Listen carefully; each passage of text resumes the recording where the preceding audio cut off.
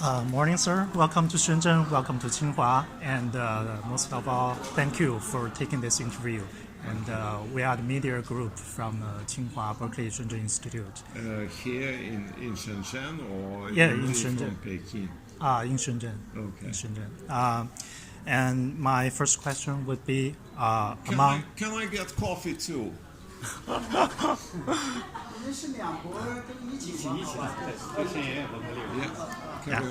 My first question would be, among all the graphene's preparation methods, which one do you think is the most promising and why?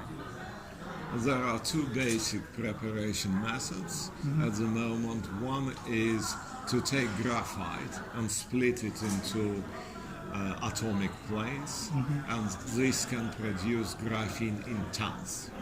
The second preparation method is to grow graphene as a monolayer or few layer on top of, I don't know, copper, nickel, glass, and this produces it in square meters. So different kind of fundamental graphene, either it's a powder in tons or square meters. And both of those methods are important because they aim at different kind of applications and different industries.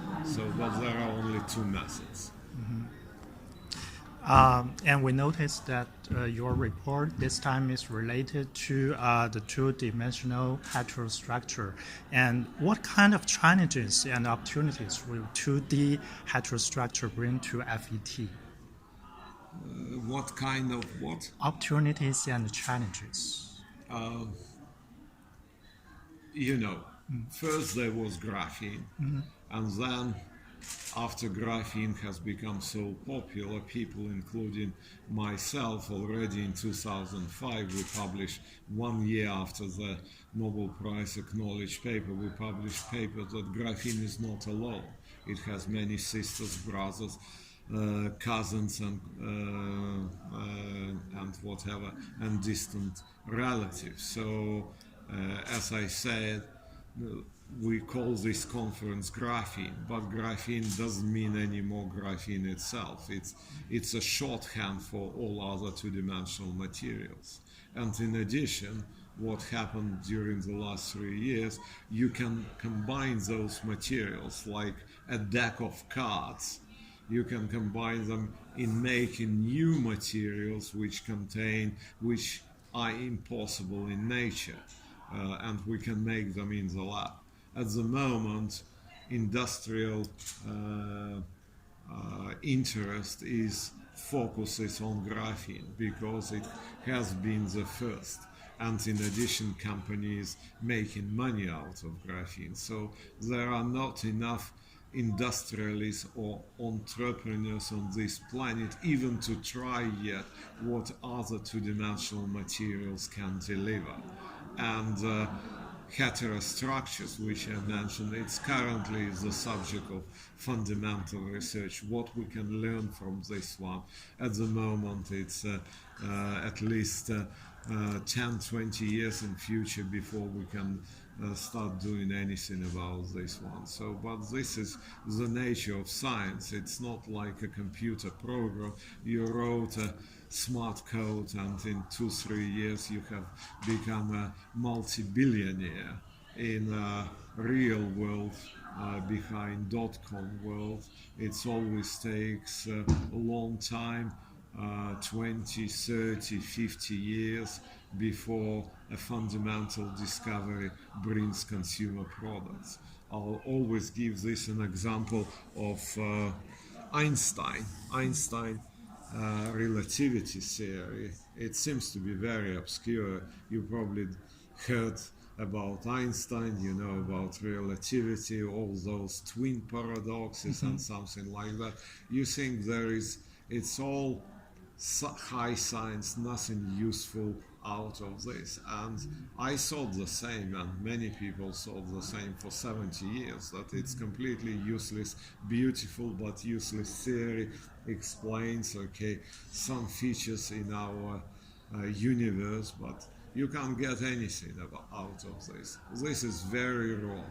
70 years later, Einstein's theory of gravity and Einstein's theory of relativity are used. Without them, your GPS won't work. They, without making these corrections, which comes from theory, your GPS every few minutes will be 100 meters away. You have to take those. So the most obscure fundamental theory turned out to be in every single person gadget, and most people are not aware about this one. So we need fundamental research, and it takes long time, sometimes 70 years. But in case of graphene, it's happening really fast. No one 10 years ago thought that today there would be hundreds companies around the world making money out of graphene. It's incredibly quickly, probably because graphene, unlike other discoveries, delivers a lot, and it's very versatile material. My next question comes from our student, and we all know you are the man who has 2 Nobel Prizes. One is the funny one, and the other Nobel one. Yeah. And how do you turn the boring scientific research into a fun thing to do? Like, this reminds me. I said I was sitting with a colleague and another scientist who came from the U.S. and very distinguished scientist, and he asked me the question. Okay, I looked through your talk, and what's the connection between, say, first part of the talk and second part of the talk? There seems to be completely different subject, and I reply, connection is myself. I try to make research interesting, to venture into areas where I was not an expert a few years ago. So if you dig in the same place, it's very hard. In graphene there are so many people involved. It's very hard to compete even for myself. But if you go somewhere outside, there are still places where you find, okay, first-time discoveries, first-time phenomena, and this is kind of hard psychologically to learn a new subject. But my brain is not dead yet. I like to keep it as agile as students have their brain trying to learn. So make life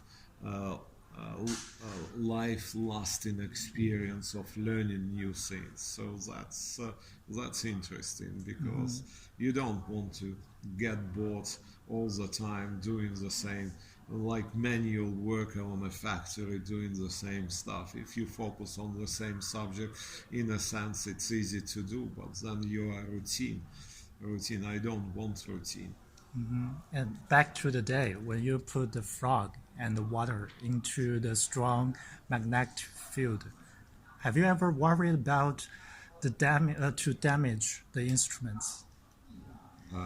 Of course, your scientific equipment is important, is expensive, and you don't try to damage any equipment during those experiments. So this was a kind of experiment which started with a very simple question, similar questions I'm trying to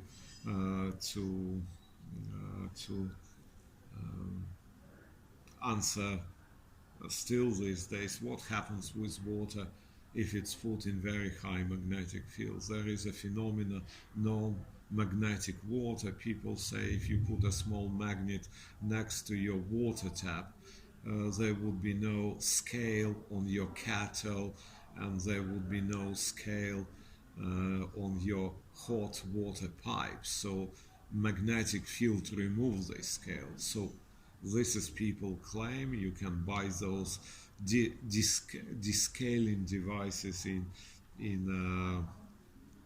household goods shops and etc. And no one still knows how it works, okay, and even whether it works. So it was an attempt to answer this question, so scientific question, whether something special there is about water. If small fields you try to work small fields, then you're obviously asking whether the phenomena becomes more pronounced in high magnetic fields. So I try to answer the question, what happens with water in high magnetic fields, and then found it unexpectedly for myself and my professional colleagues that water levitates. And then after that it has become fun. What else can levitate? You can put vegetables, strawberries, tomatoes, piece of sugar, anything what you want in water, it levitates. So eventually I put a frog and a hamster inside magnetic field, and it worked as well. Yeah. Mm-hmm. And my last question would be, what's your impression on Shenzhen? And you said you've been here 3 or 4 years ago. Yeah, and, the second time. The first time it was raining all the day, night, and etc. So I haven't seen anything but rain. This time, for the first time, I have a glimpse of your city, which is looking as impressive now as Hong Kong, with all skyscrapers and etc. And of course I know that it's one of the fastest growing areas in China in terms of economic output and so on. A good friend of mine who is chairman of this conference, Shan Hui Min, okay, he's organizing a center, a graphene center, and he's such a good scientist, so I have agreed him to help. So it's probably not the last time I'm visiting Shenzhen. Maybe one day I go to your city center, to business and industrial district, and see a little bit more of your beautiful city. I like the climate actually of this city, because it's similar to the climate where I was born. It's also warm and humid climate, which I got used to this. I was born in Sochi, Black Sea coast, Mediterranean kind of climate, so the climate is good. So you can expect me to come a few more times to this city, maybe as often as once a year. Okay. Okay. Thanks again for your interview. Have a nice day.